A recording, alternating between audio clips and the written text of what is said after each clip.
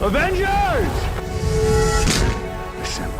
Hello everyone and welcome back to Excelsior, the world's #1 Marvel's Avengers and Guardians of the Galaxy podcast. I'm your director, Christian Buckley, joined as always by the Apex legend, Jack Martin. Excelsior, Christian. I would say welcome to the post E3 Summer Game Fest life, but I don't think we're quite there yet. I think we have until opening night live, I believe, right? Yes. With Jeff Keighley in August. So not quite there. We did EA Play live last night. So yeah, how you doing? Late July here. Yeah, I'm doing good. You know, the second half of 2021 is here now. Spider-Man, where you at, bud? I think that's a question everybody has lately, and of course the focus is Black Panther right now, but I know for you at least, you are the Apex legend. You were treated well this week because not only did you get some cool little insights into this year Avengers game that you enjoy, but some cool Apex stuff as well. Are you looking forward to checking out that new stuff? Absolutely. I ate really well last night, Christian, or yesterday, I should say. I love Battlefield, big Battlefield guy, and they treated me right with some new announcements for that game, but I particularly love Apex Legends, and we got a new legend coming, a new season on the way. I got all my Apex coins ready to go for a new battle pass. I've only spent $10 on the game in my time playing it for 2 years, and it's just carried over. That is ridiculously impressive. My goal is to be in a similar vein with Avengers, because like I did spend I think like $70 on the one that I could play 2 days early, but it came with 1,000 credits, which nets out to $10, right? So I'm considering that the investment I put into this game that's just going to benefit me in the long run if I'm smart about how I spend my money in this game. Yeah, that sounds like a really good investment. Yeah. So yeah, I'm sure like with all the challenge cards and stuff, you're going to be sitting pretty. Oh yeah, I think right now I'm still at like 5,000 credits or something like that, so I'm good for the rest of this year for sure, unless I go on a skin binge or something. But skin binge, ooh, that's a phrase that once I said it, I was like, that sounds disgusting. All right. Before we get into the Avengers stuff today, is there any other Marvel stuff you've been doing lately? I mean, aside from the Loki Assembled doc that we'll talk about later, I don't think there's any Marvel stuff that I've been getting into. I've been thinking about doing our Guardians of the Galaxy comic read-through. Obviously, that'll be closer to launch of the game, but yeah, I'm looking to dip back into comics because I did Invincible early this year, and I did a few Marvel comics, but yeah, it's been pretty quiet on the reading front for me. Yeah, I understand that for sure. I mean, the Guardians one, I'm very excited to do that for sure. I do, like, earlier this year, I think, I wanted to check out some Fantastic Four stuff, but I never got around to it. That's another Marvel area that I'm not intimately familiar with. Like, I think all my knowledge of the Fantastic Four comes from when I was younger. I used to love them when I was, like, a very young kid, just because I think that was part of the charm of Fantastic Four, right? Like, they were that Marvel family that kids liked a lot. Like, it was the Fantastic Four and Spider-Man and Wolverine and Hulk. Those were like the Marvel characters I knew when I was like, before I played Ultimate Alliance. Those were the ones I was like, oh, I love all of those. you know, so. They weren't quite in my purview as a kid. I did see the 2 movies, but honestly couldn't tell you a thing about them right now. I couldn't tell you. I remember Galactus being a cloud. Right. You see, I watched a video on that recently, and I was like, man, I've seen this movie. Totally forgot about that. And I honestly, as a kid, definitely did not realize who Galactus was supposed to be. Yeah, and you know, I know we tossed around the idea of watching some of these Spider-Man movies leading up to No Way Home, right?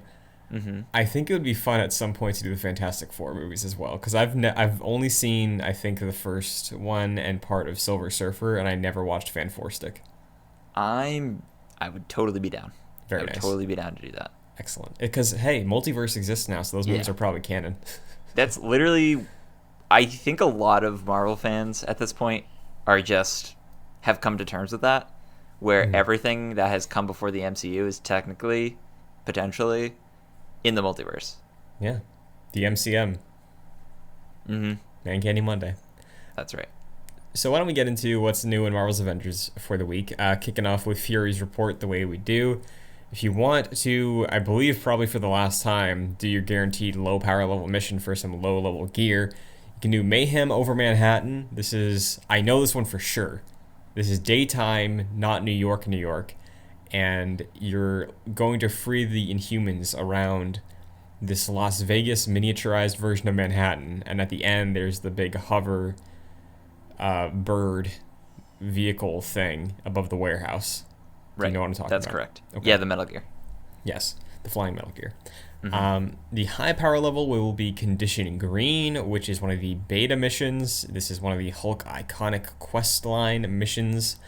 I believe this is the one where Hulk raids the base, then he fights Abomination at the end, I'm pretty sure. Yeah, I think this is the beta mission. Yeah, so those are your final priority missions, because moving forward, presumably next week, we're just going to have the consolidated priority mission for some exotic gear, so look forward to that.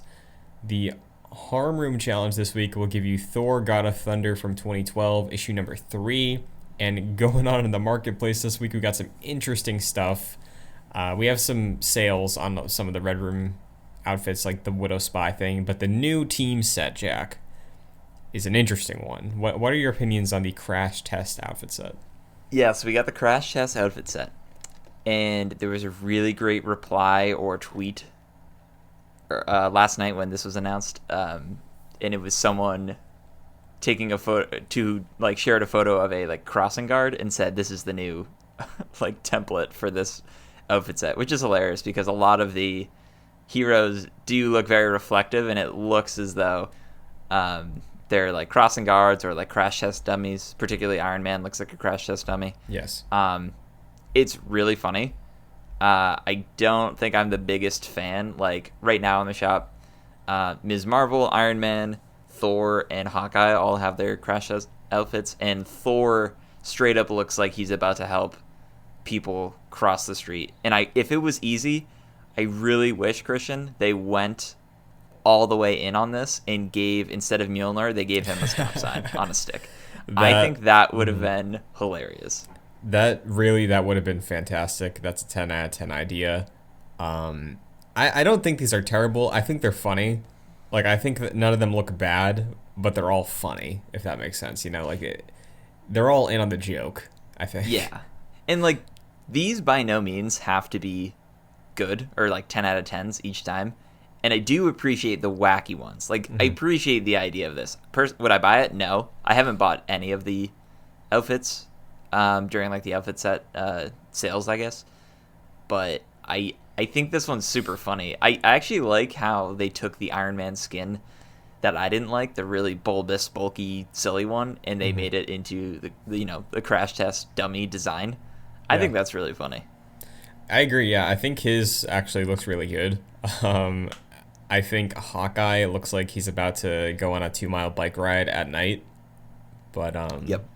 Yeah, everybody else, it fits the team group thing well. They all look like they're employees of a construction agency, but it's a neat one. We'll see what future ones bring. I'm really honestly surprised about the cowboy one not hitting yet. I know Hulk got his cowboy outfit, I'm pretty sure, in the game, but I don't think we got anybody else. I don't think the Clint Western look hit yet, so wondering if that's a set. I hope that's not the Halloween set. I hope it's not everybody wanted to be a cowboy for Halloween. That will bum me out a little bit. But well, I'm thinking that I think we get a team outfit every a new one bi-weekly, I'm pretty sure, because you get 1 week you have the introduction and half the team gets it. The next week the other half gets it, and then the week after you get a new one.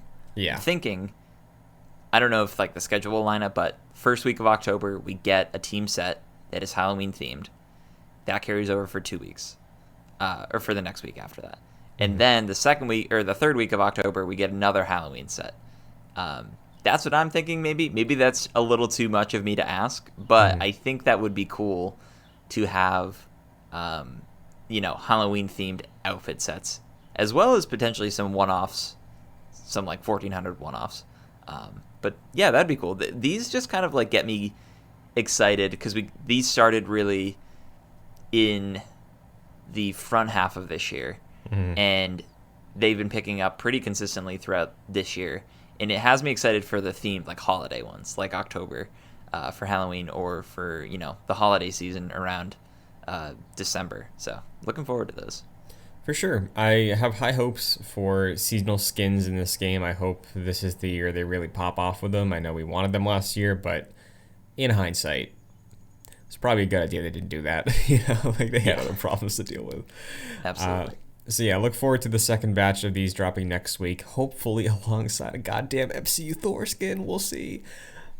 But why don't we get into some updates for the week? There were a couple blogs that were posted this past week, in addition to an interview with Christopher Judge on the dev stream last Friday, which was very similar. It echoed a lot of the same sentiment of the Entertainment Weekly article that we covered, but specifically for this War for Wakanda update in the blog this week, in the War Table blog, we do know the full cast, presumably, of all the new characters that are coming along with War for Wakanda. Jack, would you like to run through the characters and very celebrated list of actors they have voicing them?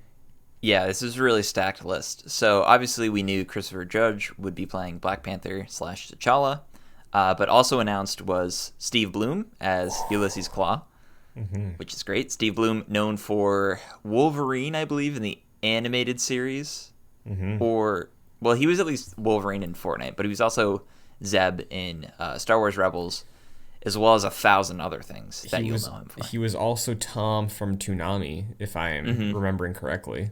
You are absolutely correct. Yeah. Then we have Deborah Wilson as Okoye. Do you know who Deborah Wilson played? Deborah Wilson, I believe, played Seer Junda in Jedi Fallen Order. That is absolutely correct. And she was as in well Wolfenstein, as some other things. Right? Wolfenstein 2? Yes. Yeah, that's a good call. I believe that was her. She's fantastic. So that's great. Erica Luttrell as Shuri. Do you know who this is? I do not. I always pick whatever matters to me, so I apologize if she's voiced other characters. But she plays Bangalore in Apex Legends. Oh, wow. Okay. Yeah. That's very cool. And then finally, of course, Dave Fennoy as Zawavari. And Yes. I believe I picked up on his voice in one of the trailers. I for sure did too. Yeah. That's cool that he does have like one of those recognizable voices, but obviously they're not sounding like they normally sound. They're putting on voices. Yes. And yeah, this is like, I know I may have given the year one cast a little shade because I don't think for me at least, like I hear all their voices all the time and there aren't too many differences in between the voices that they actually do. But as we've already kind of heard from some of these voices in trailers or whatever, or leaked stuff, they all sound great so far. And it's a really stacked list, and I think all of these actors are super impressive. So yeah, this is a big get for the expansion. Absolutely, yeah. A very, very brief aside. Do you think that the other Tony Stark voice actor that we see in like What If and the Lego games and like literally every other Iron Man appearance, do you think he would have been a better Tony Stark than Nolan North? I know you have mixed feelings on Nolan performing as Tony. I don't dislike Nolan's performance. I'm trying to even think of the other guy because, and I apologize for calling him the other guy. The other voice actor, he kind of does like almost like a Robert Downey Jr. Iron Man in a way. So I think the comparisons would have probably been worse, honestly, if he was Tony Stark, because they were already there, unjustifiably so, in a way. So yeah, they wanted to do their own take, and they had Nolan do the voice, and I certainly don't think it's bad. I just sort of think that's just Nolan North doing the voice. For sure. But yeah, I agree. Stacked cast. Very excited to see their potential 6 to 8 hour campaign story they got working together. Very excited to see some of these characters play off of the cast we currently have, because I think it will be very interesting and fun to see Captain America bounce off T'Challa, get into sort of deliberations, we know that they're working on a partnership, or they were, and potentially they're trying to rekindle that relationship in the expansion. So, yeah, this just gets me even more excited. I was already excited, but I'm sure there's going to be some pretty great story in here, and probably the best since the Kamala Reassemble campaign. Yeah. Yeah, I could see that. So, looking forward to that. But we do have some other updates in the updates. One of them being there's going to be an all access free to play weekend of Marvel's Avengers starting next week. That is July 29th through August 1st. And I think this is very interesting. It's kind of a key strategy that we'll circle back to for Stark Realities. But in the coming week, Jack, we are finally getting the Omega level threat update. So let's run through with the new content stuff, and we can come back to the free to play weekend if you want. Let's do it. Okay, so July 27th, we're getting a pretty chunky update. The Omega level threat family reunion, which is just the super adaptoid fight, is hitting. They have said that it requires a full strike team of 4 at 145 power level or higher, recommended 150. They have taken out all of the cutscenes from that mission in game, and with the exception of the introduction of the actual boss, which is skippable. They made it a big deal of like, hey, this is just kind of its own thing. It's not necessarily replaying the story. It's like a villain sector in a way. Basically, yeah. So this is the new introduction. This is their high level, super intense end game content that, again, Omega level threat. We don't have a full-blown grasp of what it is. The cloning lab is this. Presumably the raid is this as well, because in this blog they do say this is the first of the Omega level threats, like one you'll be seeing in Wakanda after War for Wakanda. So like there is an Omega level threat coming to coming to Wakanda in game after the expansion that is presumably going to be this vibranium mining facility raid that we heard about in the leaks. So the first one, are you excited? In a way I am, because like obviously we've gone through the super adaptoid fight and it was fine. It is very strange for this to be coming 6 months later. Again, it's silly on the surface, but I do like the idea of requiring a full team of 4 people to run through this, being at 145, more likely 150. Yeah. This is the first time we've had an example in game where your power level like kind of really matters for this. And I know like some missions are blocked off if you aren't at 150, but this is the first like multiplayer example where you need to run through this and have the highest possible character you can have to get to it. I don't know if that'll net out to being an actually challenging mission at the end of it, or does that mean there's just more missiles tossed at you or whatever? Your health is just lower, whatever that ends up meaning. But I do appreciate that there is the thought process of, hey, you need to think differently about this mission than you've done before, and you actually need 3 other people, communicating with you to do it. Yeah, and it's something I'm excited for. I know Destiny has introduced non-raid content that kind of reminds me of this. They're more in line with a fleshed out villain sector. They're called dungeons, right? And you need a full fire team, and I don't think it's match made. So like you need to, in Destiny, be able to queue up with 2 people that are competent and run through that mission. I'm wondering, I don't know if they've detailed this, but I'm wondering if matchmaking is going to be an option for this. I assume and hope it would be, because, when it comes to my plan for this, I know for sure one of my friends from home he's got some 150s. So we at least got 3 in contention. I know Kevin is not up to snuff with his characters right now, so we might have some trouble filling in a 4th, but I'm excited to play this, and presumably we'll be able to check it out around sometime at launch. But this is not the only thing hitting on July 27th. We do have the update that will allow multiplayer mega hives. We are getting the update that will allow multiple versions of the same character to drop, which makes me think if matchmaking is present for Super Adaptoid, that would be great, because you won't run into, we all want to be Iron Man, we all have a 150 Iron Man, can't match make for the new mission, even though we need 4 people. So I think it would make sense that the synergy for this big update is mutually beneficial on like every front. At least that's what I hope. Yeah, and I mean, it's a very multiplayer heavy week, which is great. We really haven't seen that at all from this game yet, despite being marketed as a multiplayer game.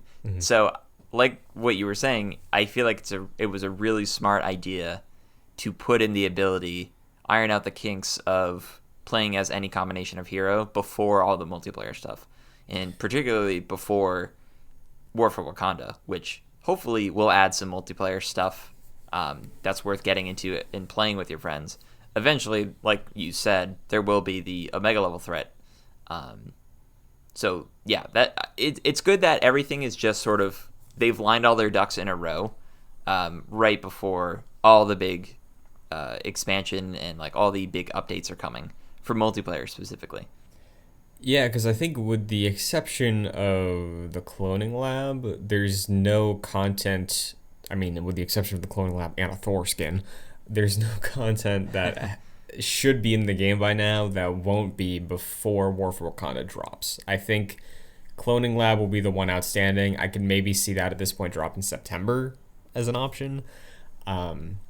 But yeah, I think it's smart to get most of that year one content that's been delayed to hell out before the big expansion. So that way you can, for the most part, like 85% focus on just new stuff, which I think is a very, very good thing, especially considering we got a new roadmap coming up.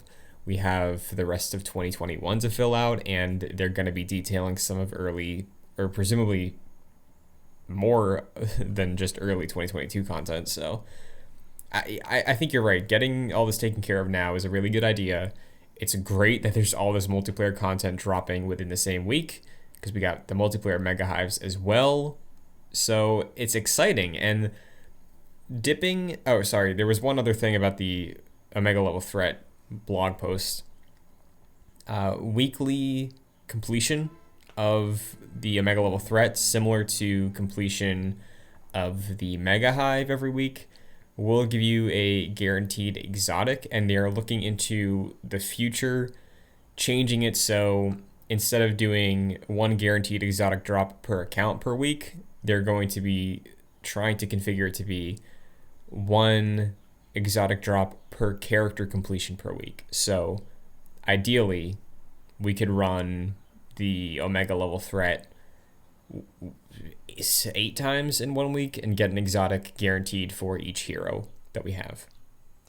Yeah, that'd be a good workaround. I know they also, I think it was 25 polycoron. I know that's like a lesser concern, but I found myself in need of some polycoron. So to be able to jump in and do villain sectors and do the mega level threats and also mega hives to get either gear or resources every week is just one of those good things to have to get people coming back on a weekly basis, especially with this new stuff where, I mean, it's a challenge, but I wonder how long this will actually take. Definitely shorter than the Mega Hive, I would have to imagine. Probably longer than the villain sector. But it's a new, it's not, I guess it's not new, but it's a revamped piece of content that is, going to get people back into the game every week, and I think that's good. Yeah, I think because it's hard to tell, right? I feel like they haven't gone in depth on the modifications they've made to this fight, right? So I imagine maybe there's like phases to the boss, and that way like the attack patterns change as you go on, and it just takes longer to whittle down the health bar. I don't see this acting the way a villain sector would, where there's a build up to it. I do imagine we just drop in, we get the cutscene, we start the fight. So at that point, I'm wondering, if I had to place a bet, I would say it probably takes longer than the Monica villain sector, just because they really need 4 people, so it's gonna be a decently sized health bar. So yeah, I think so. Hopefully it just gets interesting as it progresses. That's my main hope out of this. Right. But circling back to this free-to-play weekend, for Stark Realities this week, I want to ask you a question. Is this coming week the most important week for Marvel's Avengers since launch? There's a lot of avenues to go here, but I want your initial take. What do you think? Yes. I would say no. I don't think it's the most important week. I think it is an important week because we do have the free to play, essentially weekend where people could, and it says all access. So to me, that means you could jump in if you want to just devote your weekend to this. You can beat the campaign if you want, completely for free, and mess around with the multiplayer if you want. And then you would also have access to the mega level threat. I know that's a 150 thing. I'm sure people who jump in probably won't be playing that. But then, all the other stuff like mega hives and things like that. So that's a really great taste of the game. And I think it sets up people who haven't played the game or people who just, have dipped out to come back in or come in for the first time, see what the game's all about, and see the promise for War for Wakanda. I think the most important week for Marvel's Avengers is how they handle the War for Wakanda expansion, in terms of players returning and holding up servers, and stability, and showing what an expansion looks like for this game, and proving to fans and also probably the publisher of Square Enix that, hey, we can still make content for this game and keep this game alive, with big content drops like this, and sort of satiate people in between with like smaller content updates. I really think the War for Wakanda week is vital to the health of this game and is going to be a turning point one way or another. But I do think next week is, on a smaller level, definitely important to introduce a bigger audience to Marvel's Avengers. Yeah, I think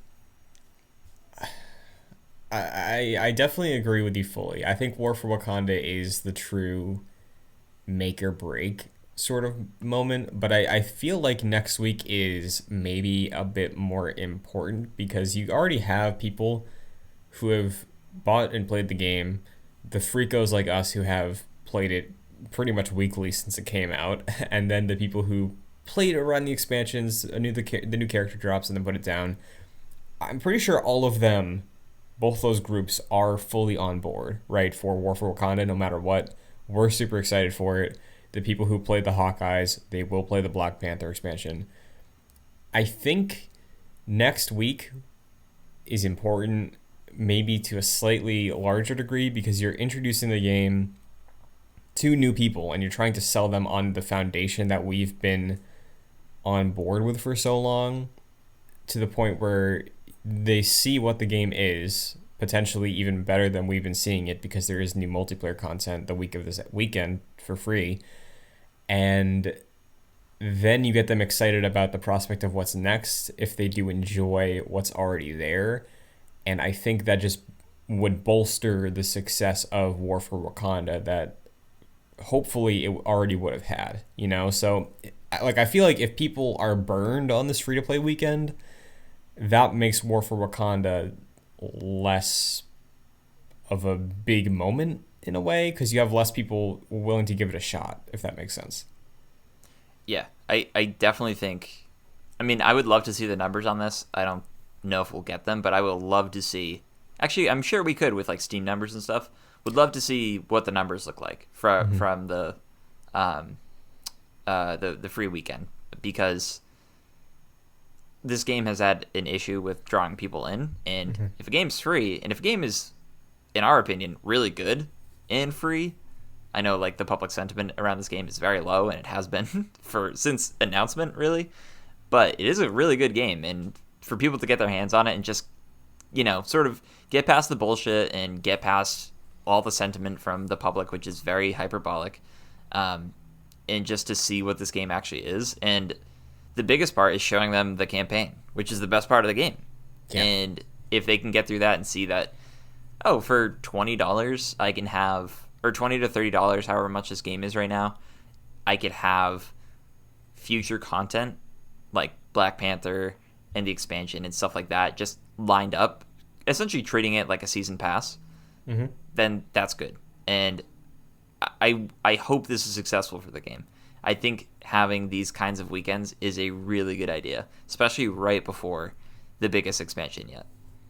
Yeah, and what I think is strange about this because I fully agree with you. I think this is really important, and I think this is only go like as long as this goes well. I think there's a lot of pressure on this free to play weekend to make sure that the new content drop doesn't screw anything up because you have more eyes on the game that will just get excited about War for Wakanda if they have a good time with this, which by all accounts they should, because most of the issues on a technical level are gone now, right?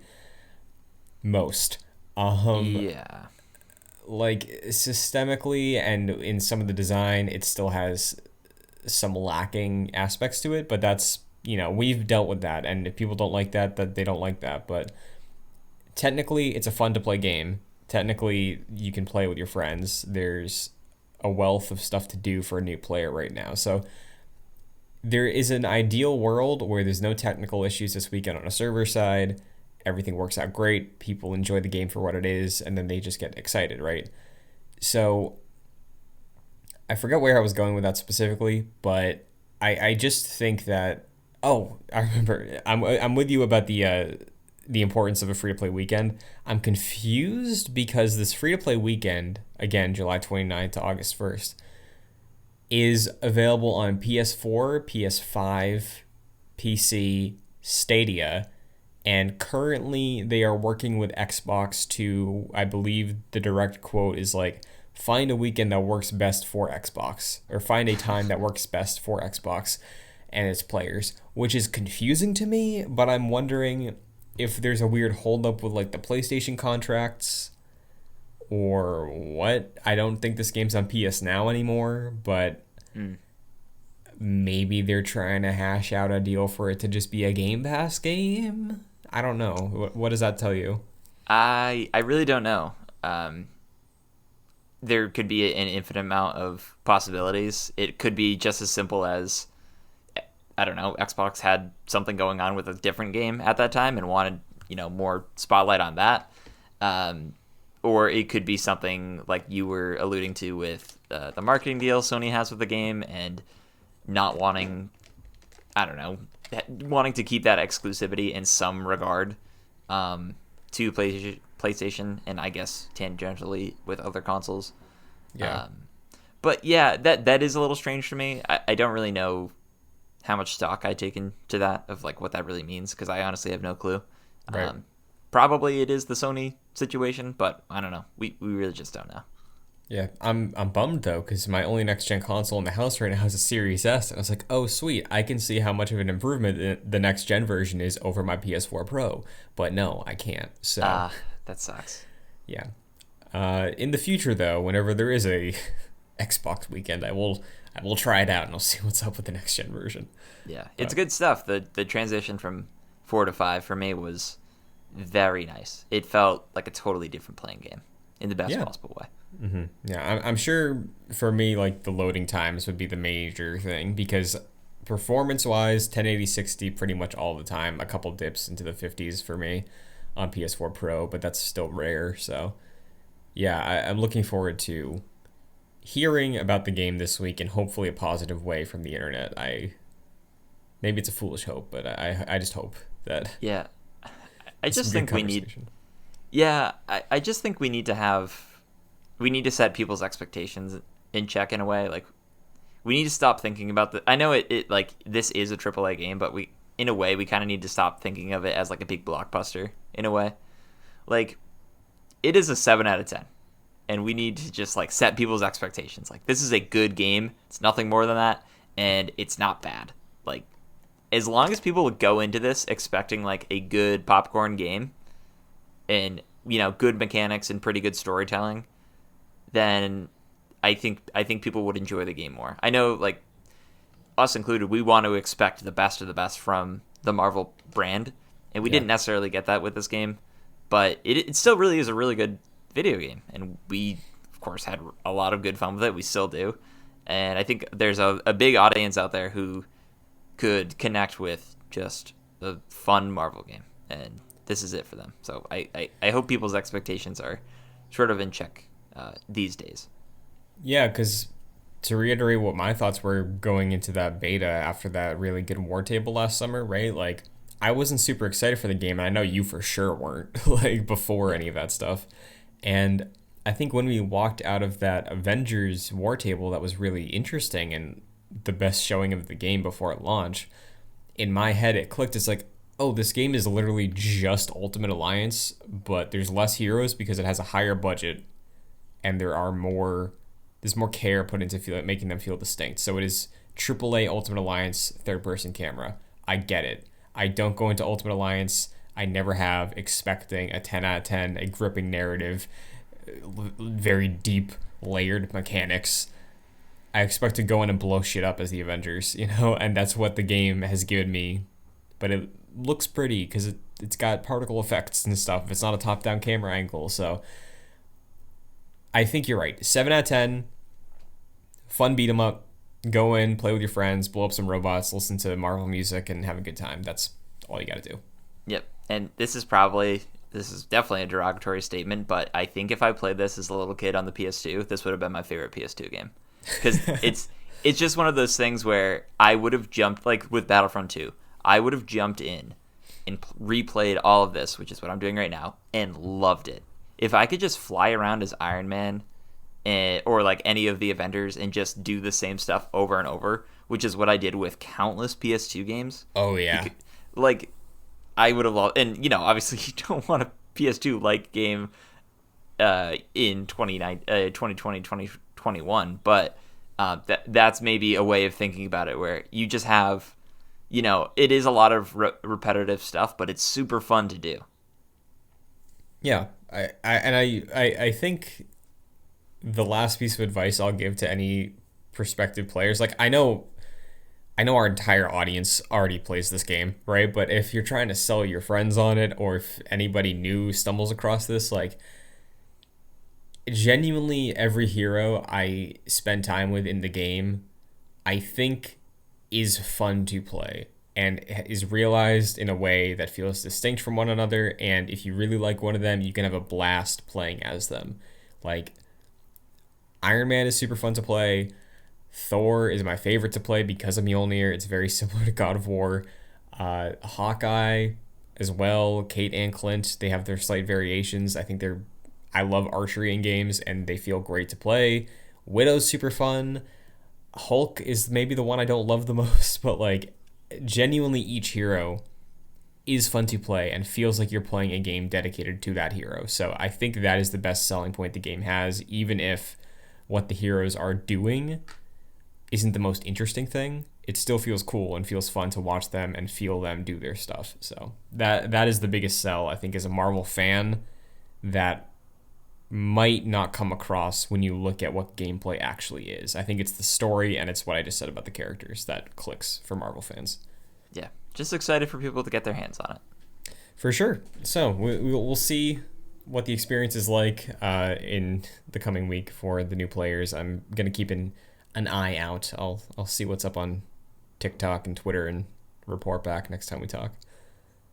So with that, though, meanwhile, there's some interesting things going on in the greater Marvel universe. Jack, this one's a little funny. You sent this my way. Movie theaters are using fan-made Spider-Man No Way Home posters to market the movie. This is the funniest piece of MCU news, like, ever, that I can think of. Yeah. I've never seen a movie so sought after for the marketing material than Spider-Man No Way Home. Even Avengers Endgame, even like the big MCU movies before this, this is the one where there's been so many rumors, and that's because of it. There's been so many rumors. There's been like casting confirmations that shouldn't have happened with Alfred Molina, and rumors about Willem Dafoe that have just led people to think that the other Spider-Man are going to be in this movie, which isn't that crazy of a theory. And man, we just haven't had really any super confirmed news about this movie yet. And people are very hungry, and the internet is dying over this movie. And I think it's so funny. And someone, I forget who it was, someone posted recently and said, what if they just never released a trailer for this movie? What if they never released any marketing material for this movie? And I honestly think that would be brilliant. But I'm dying for it, and I want a trailer. Yeah, I agree.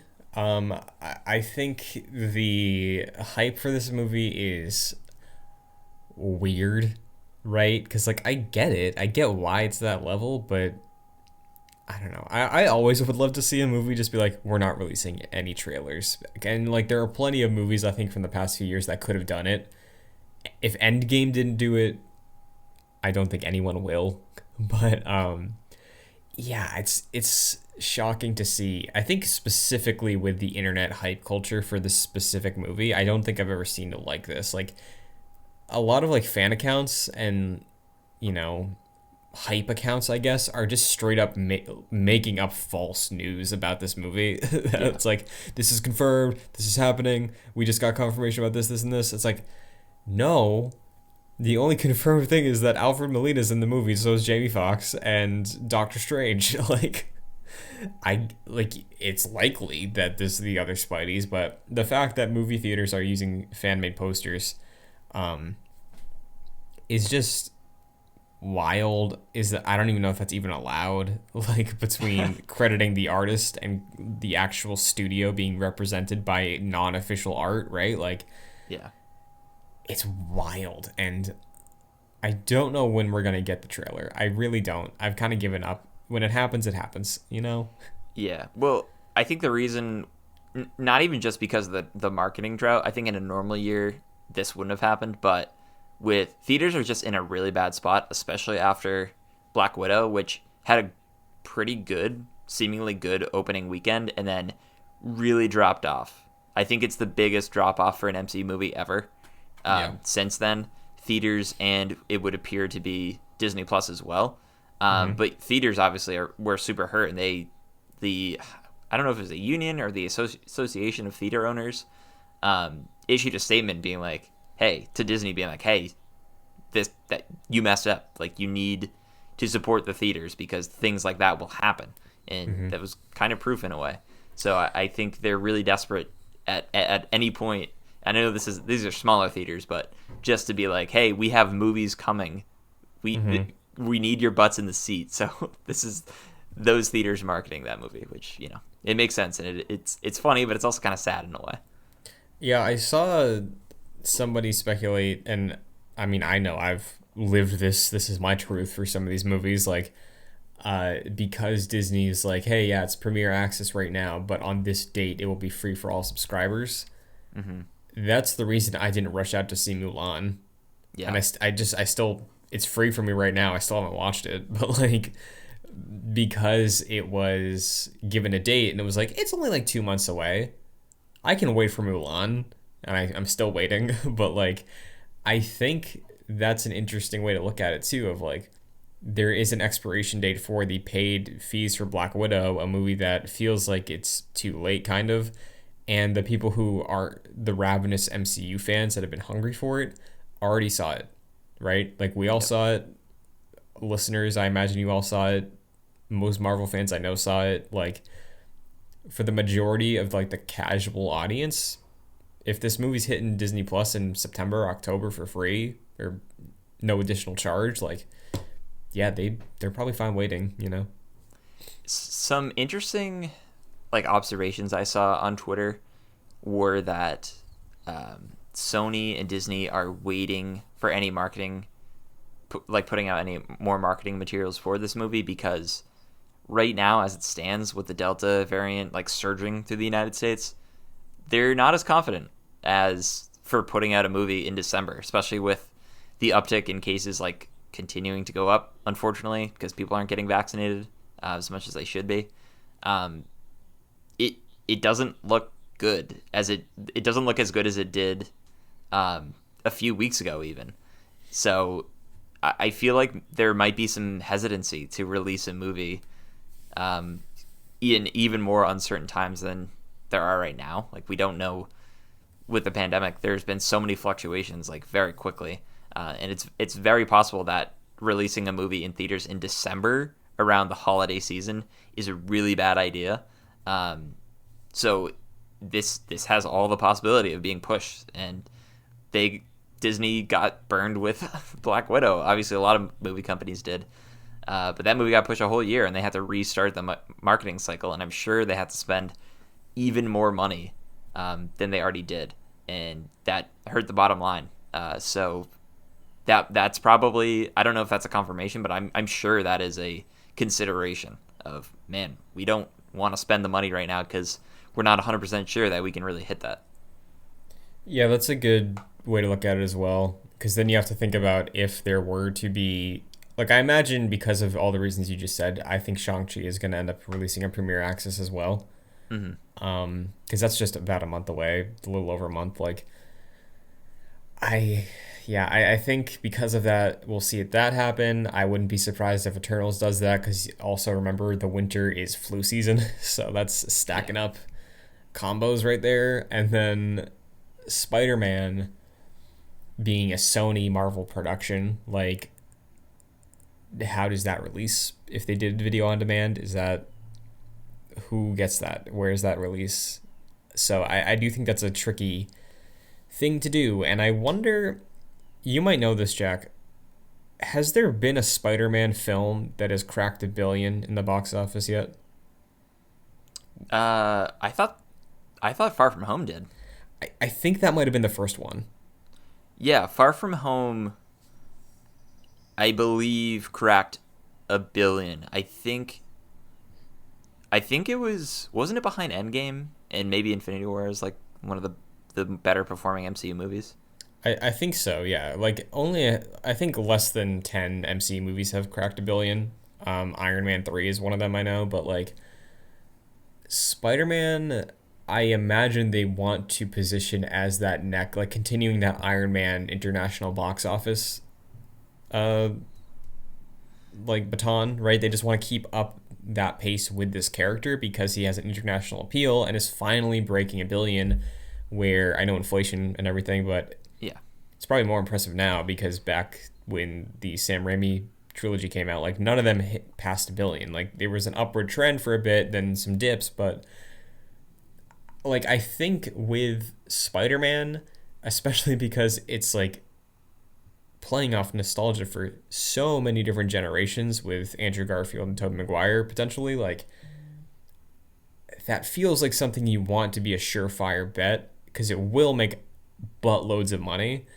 And because of what you're saying about the variant and all that, and uncertainty and the Black Widow getting cold feet, like, I wouldn't be surprised if this gets pushed. I think you might be correct. Obviously, there's an advantage to releasing a movie around December when there's not much competition, but what does that mean when theater retention is terrible? Yeah. It's also especially hard because this movie seems like it's very important to the MCU as a whole, potentially. So, yeah. I mean, I would say if they push it, just do the traditional July release, but that's a long time for all the projects that were planned in that year of the phase. Because you would imagine a decent amount, if not all of them, would also have to be pushed. Yep. So, yeah, I think that's too far. I looked up some box office numbers. Far From Home was $1.13 billion worldwide. Homecoming was $880 million. Okay. And then I looked up Spider-Man 3, and that was $894 million. Gotcha. So, yeah, I believe Far From Home was the only Spider-Man movie so far to crack $1 billion. Okay. Yeah, then I think this one easily can hit $1 billion as well with just Totally. the hype behind it, you know? So yeah, that is unfortunate, you know, because if this one gets delayed, like you said, Doctor Strange gets pushed late, you know, because that's March. If this hits to July, that would delay Strange and Thor, and then Guardians, it just continues to get screwed over. Like, I'm sure there's a lot of stress right now, and I don't envy whoever's making the calls on this, but we'll wait and see. And I think, don't hold your breath on marketing materials. I think that's the right expectation to have right now. So, Yeah, I agree. we're also getting some updates, though, on Black Panther Wakanda Forever. Michaela Cole was cast in the film. very recently. I'm unfamiliar with her work, but the internet thinks she's Storm. Interesting. How do you feel about that? How do you feel about introducing Storm as the first mutant confirmed in the MCU? Because we talked about that, I think, as an option before, but how do you feel about it? Well, Christian, we already have the first confirmed mutant in the MCU. And who is that? He was introduced in Black Widow. He was the bear. the dude Yeah. that was the dude that was arm wrestling Alexei.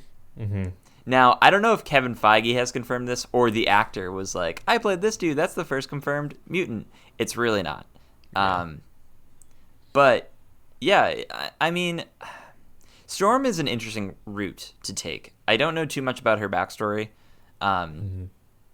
but she would be an interesting one because you would expect, like, one of the bigger... Obviously, Storm is very integral to the X-Men, but you would...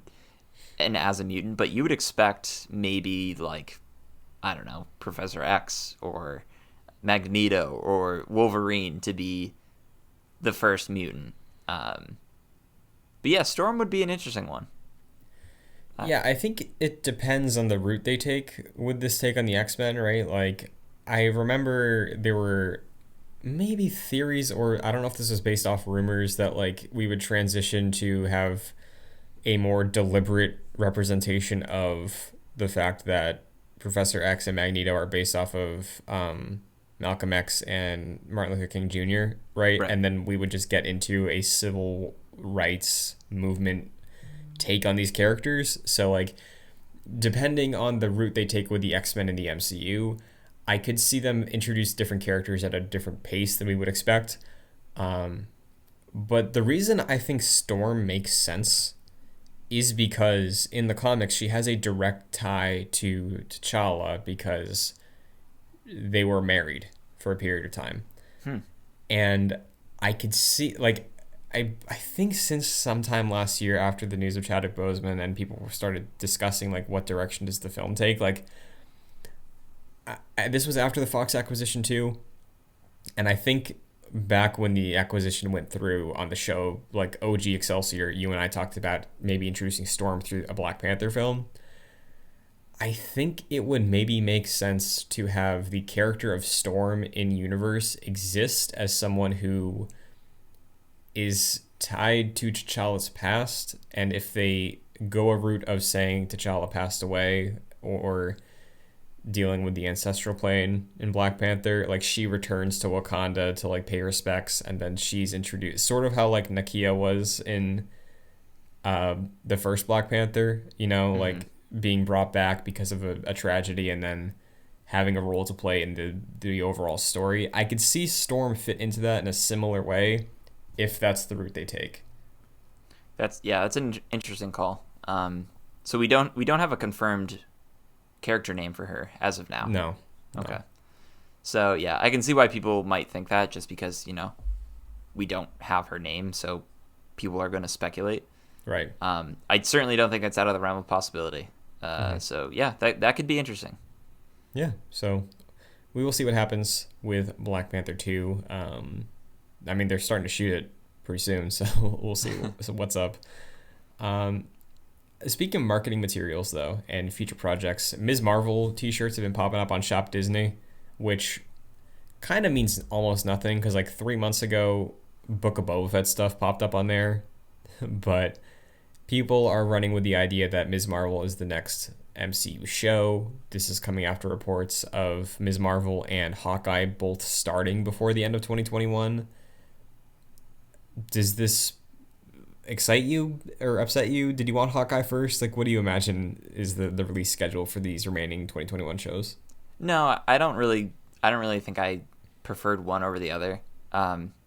Ms. Marvel seems like a good choice to start first, at least.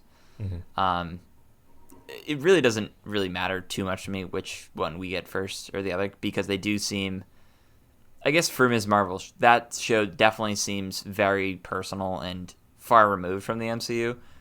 And I guess Hawkeye is probably more, it is definitely personal, but more connected with the MCU after Black Widow.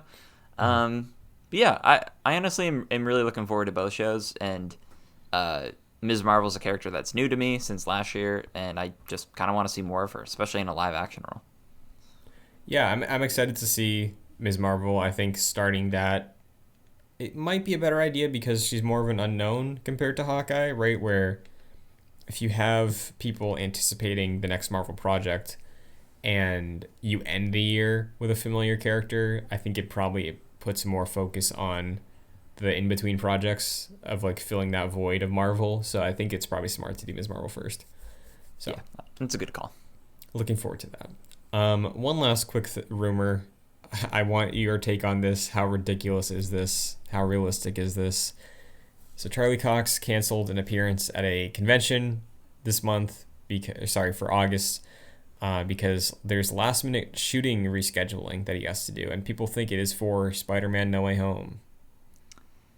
Yeah, I love how all of the stories pretty much on the meanwhile section is just all speculation. Like, Yeah, we heard one thing and people took it 1,000, like they took it 1,000% and yeah, ran with something. And this is definitely that situation where he could be filming literally anything, but people want him to be filming Spider-Man.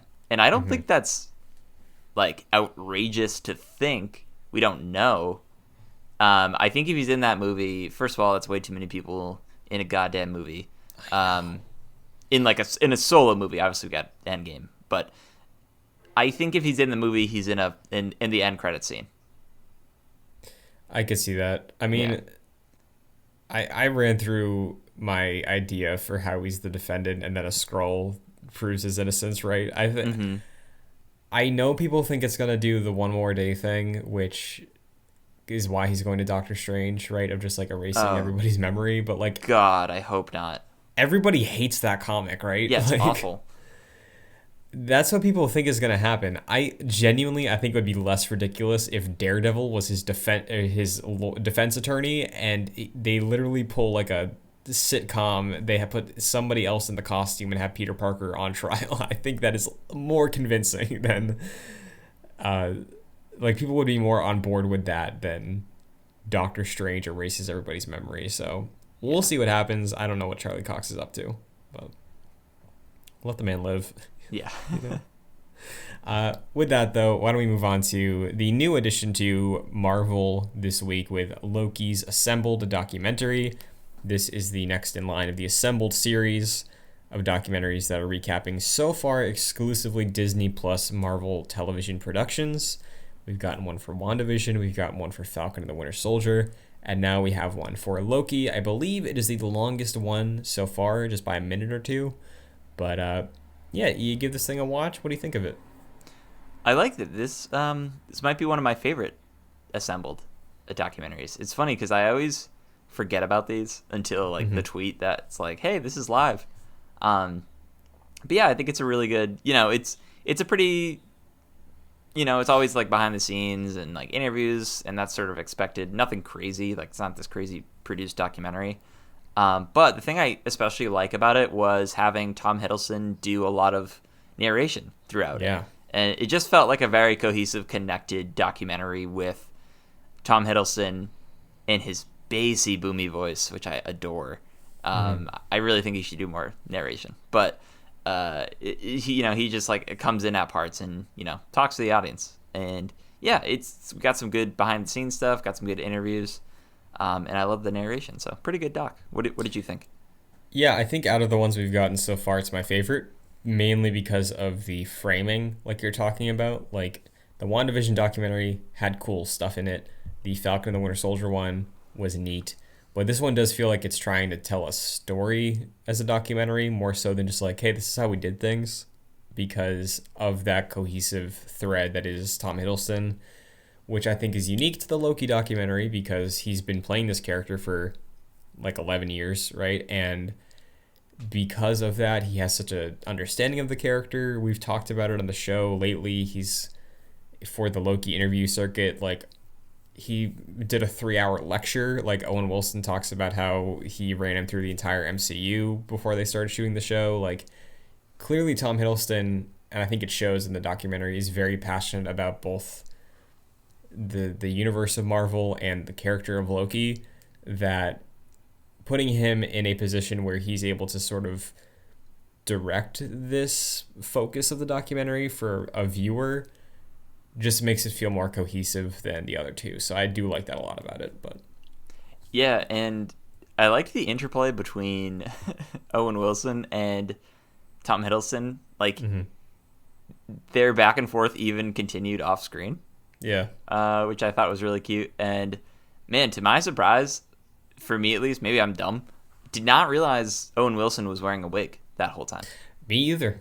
I thought they just, cut his hair down and gave him dyed his hair. But I mean, you don't expect like a wig that small. It's like he has like a shorter haircut in the series. He still has his blonde locks, his curly blonde locks. I was like, man, this looks like 2005 Owen Wilson. I guess not. That's what he looks like. One of my favorite through lines of a joke that I'm sure Tom Hiddleston was well aware of was that that moment, I think, when Owen Wilson was introduced in the documentary, right? And he was like, Tom Hiddleston was talking about like, oh, I wonder who Mobius is going to be. And Owen Wilson was like, oh, I thought you were like, oh, there's only one person that could play this character. And it was Owen Wilson. But then like 20 minutes later, Tom Hiddleston's doing like the exact same setup for a story, but it's about Richard E. Grant as classic Loki. He's like, there's only one person, and it was you. Like, I thought that was very funny. And Kayla noticed, we watched it together, that Tom Hiddleston had two occasions of using phrases that are in Taylor Swift songs because the two of them dated. So she thinks there's something up there. Ooh. Oh no. I do remember that, man. Yeah. It feels like forever ago. Yeah, I have a theory because they dated before Reputation came out, and there's a song on Reputation called Endgame. Oh. And I truly think that she got in the know and just as a subtle jab, just to be like, nobody's gonna know, but I'm gonna know and you're gonna know that you told me the name of this movie, and I'm putting it as a song title. That's amazing. I love that headcanon. Lauren listens to Taylor Swift a lot too. She's a big Swiftie, like you guys. And Endgame always comes up, and I just always think Avengers Endgame. But now I will always think of that headcanon. I think it's likely because I think some of the songs on Reputation are from Tom Hiddleston. I do think that's what it is, timeline wise. So that's good stuff. Yeah, but overall, good documentary. Was there any standout piece of information from any of the interviews for you? Like they did get in the weeds. It was nice to hear about Jonathan Majors and Sophia DiMartino's takes on their characters, and even Renslayer's character, like going into the adaptation. Like I think there is some very interesting discussions about the way characters were adapted for the show. Yeah, that's a good call. I honestly wasn't too familiar with the sort of inspirations from the comics, and they delved into that a lot, showing Mobius and the TVA and all these characters and like where they come from and how they did adapt them to the screen. So yeah, I agree. I think that they took their time sort of explaining that. Something I also liked was how they reconfirmed and sort of reiterated that Loki, the show, and its ramifications are very impactful on the MCU, and I like how they keep going back and be like, yes, this is a very important piece of the MCU. It's not just a standalone thing, and it's not one of those things where only like the Avengers movies are super important to the MCU. Even Disney Plus shows can be very, can have wide-ranging ramifications, as we saw. Definitely, yeah. And I know we both love that. I know there are maybe some more casual fans that very much do not like that, but if it were up to me, every single thing would be very influential in the MCU. Yep. Overall, good documentary. I know you and I were expecting, maybe not expecting, but we're hoping for an assembled on Black Widow. Doesn't seem like that's gonna happen. Like maybe they wait until it hits the general subscription service and then they drop one. I don't know, but I still would like to hear some discussion about that movie because the trend of the other two, this one really didn't touch on COVID much, right? Like I think the most they did it was for Falcon, but it was still like an underlying element to some of it. But yeah, Black Widow, man, I really want to hear people talk about that production. I mean, yeah, that's the one that. I mean, I don't think the production of it was impacted. It was just sort of the release, but I have to imagine that would have been like a very defeating feeling of, man, we have to wait to release this movie. But also, I feel like that could, a lot of the documentary would be a focus on Scarlett Johansson leaving the MCU. And I feel like that's would be a big topic for conversation. Also, maybe like, I don't know if they will release one, but maybe they're thinking about it differently because it's a movie, and like what you said, they want more people to see it before they release a documentary for it. And for us at least, the rules about spoilers between movies and TV shows are different. A lot of people on the internet don't agree, but yeah, I feel like studios, at least for right now, are viewing movies differently. So if there is a doc for this, it's probably a little bit later. Yeah, if just a few years ago, those were saved for the DVD bonus features. Yep. Maybe that's the plan, but that does it for everything in Marvel this week. We'll be back, of course, next week with some interesting conversation around whatever's up to date for Marvel's Avengers. But Jack, until then, where can the Agents of Excelsior find you? Sure, you can follow me on social media at FascinatedJack. Christian and our friends Kevin and Omar and myself all finally get sat down and talked about Metal Gear Solid 5, and boy howdy, it was a great conversation. So if you like that game or if you hate that game, tune in to the Long Play Club on youtube.com/joyclicks or on podcast services of your choice. Should be up, I believe, on the Monday after this release, so very soon. But man, it's a great conversation. I was glad to be back talking about Metal Gear. A spoiler for my opinion, it is my favorite Metal Gear Solid, and it's one of my favorite games of all time. So I was very happy to talk about that game with you guys. What about you, Christian? It was a great time. You can follow me on Twitter, Twitch, and TikTok at Chun2D2, as well as here, youtube.com/joyclicks for the video version of this podcast, Long Play Club. Our other shows like Jedi Knights and Gamescast, they're all available in the playlists for the individual shows on the channel. If you want the audio version of Excelsior, though, you can check it out on Apple Podcasts, Spotify, or your service of choice, because it's probably there. Just look up Excelsior, Avengers Podcast, Avengers Game Podcast, or JoyClicks. You will find it. And if you want to get involved further, you can go to patreon.com/joyclicks at the $1 and $5 tiers. $5 tier will give you producer credit on this show and every show we do, like Chris Sakas, Aaron Easton, and Charles Applin. So thank you very much, and that is your episode of Excelsior for the week. We'll be back, like I mentioned, with more Marvel next time, but until then, Excelsior. Excelsior.